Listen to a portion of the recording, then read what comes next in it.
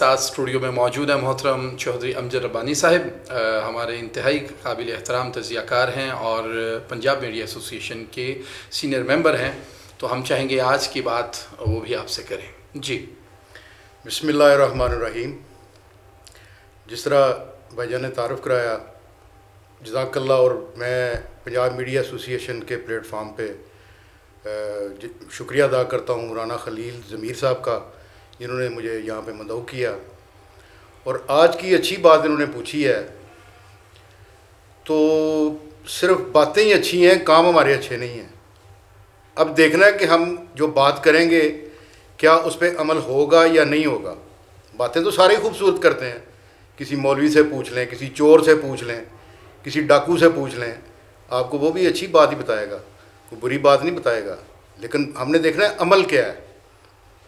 اب یہ دیکھیں نا، جس طرح یہ رمضان شریف آ رہا ہے، تو میں نے اگلے دن ایک پیغام دیا تھا لوگوں کو کہ رمضان شریف میں جو دنیا بھر کے جو ذخیرہ اندوز ہیں وہ جہنم میں جائیں گے، اور جو پاکستان کے ذخیرہ اندوز ہیں وہ عمرے پہ جائیں گے۔ واہ! تو خدا کا خوف کریں یار۔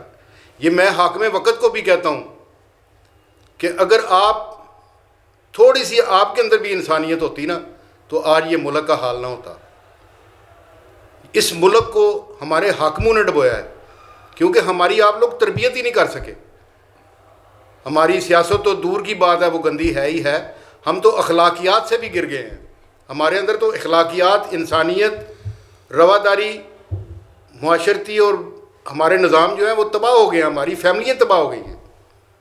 اور آج کی اچھی یہ بات یہی ہے کہ خدا را اپنا خیال کیجئے، اپنے ہمسائے کا خیال کیجئے، دوسروں کا خیال کیجئے۔ رمضان شریف آ رہا ہے، جتنی خوشیاں بانٹ سکتے ہیں بانٹیں، خود بھی کھائیں اور لوگوں کو بھی کھلائیں، کیونکہ نبی پاک صلی اللہ علیہ وسلم نے فرمایا کہ سب سے بہتر گھر وہ ہے جو دوسروں کو کھانا کھلاتا ہے۔ اور رمضان شریف میں تو آپ ایک کھانا کھلائیں گے، آپ کو اللہ تعالیٰ 70 گنا زیادہ ثواب دے گا۔ جزاک اللہ۔